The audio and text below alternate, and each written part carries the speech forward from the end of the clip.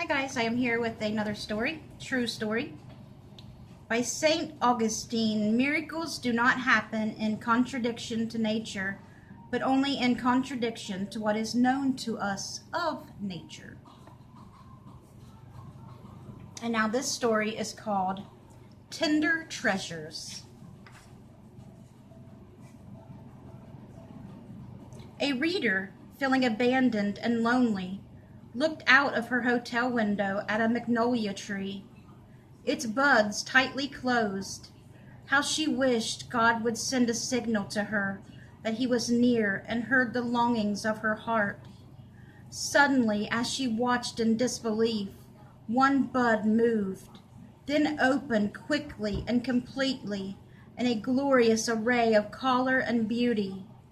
I still have a photograph of that lone flower on the tree, she wrote. God works many small miracles, but most have to be seen with the heart. So true, and a lot of people miss those miracles because they're small. Because people are looking for something big, a big miracle. When they ask for a sign, they're looking for something big, like here it is, When God gives us many miracles.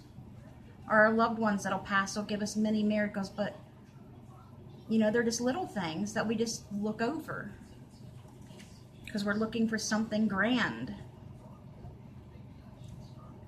Nancy Trant, mourning the sudden death of her fiancé, traveled to Colorado, where they had planned a honeymoon. The trip was picturesque, but very lonely. One day, Nancy rented a car and drove to the top of Pikes Peak, some 14,000 feet above sea level. At the summit, however, she began to feel dizzy.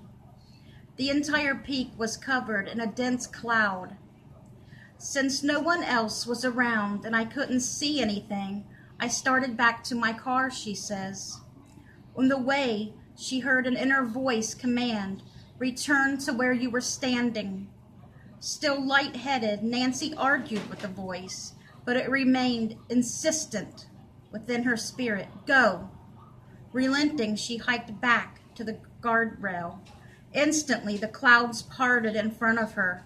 Before me stood a rainbow, 3 to 4 stories high, coming out of the mountain and reaching into infinity, Nancy says.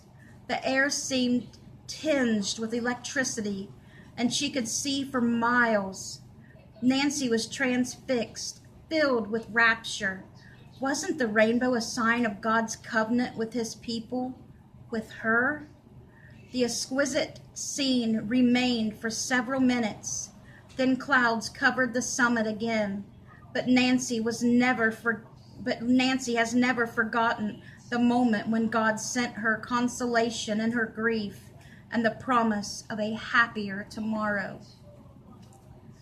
As she ran errands with her children, Kaylin Doon was lost in thought.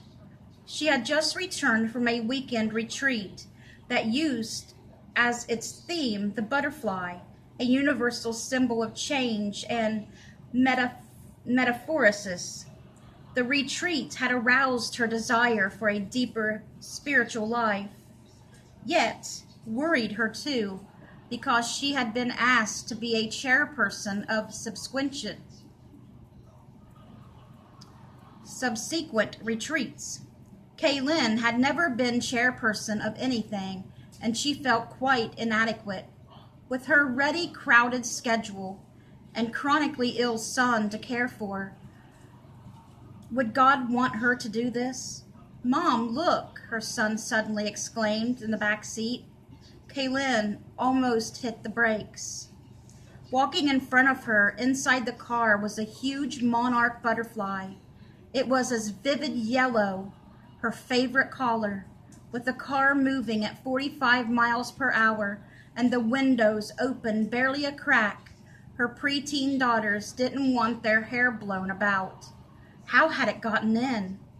The winged visitor fluttered around delicately, then landed like a little puff on the dashboard. Awed, the children stared at it. "It must be frightened," Kaylin told them. "Open the windows and let it fly out." Yet despite the wind, the butterfly stayed. Kaylin pulled into the library parking lot.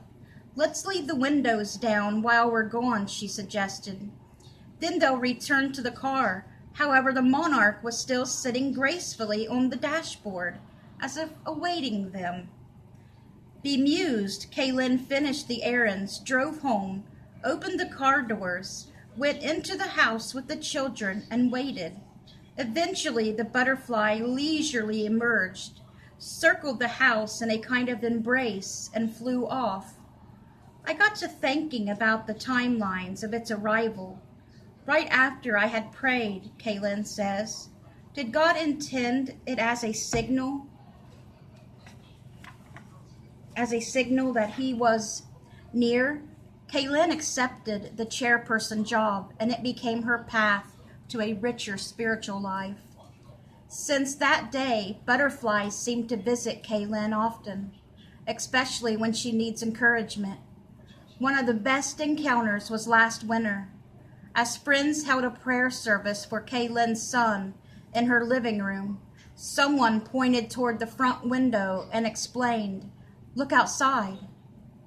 The January day was snowy and sub-zero, but tapping gently against the glass as if reminding Kaylin of God's constant care was a brown butterfly. Flowers, rainbows, butterflies, nature's most tender treasures. Perhaps God uses them to bridge the barriers between heaven and earth, to let us know that as he watches the sparrow, he surely watches us. Amen.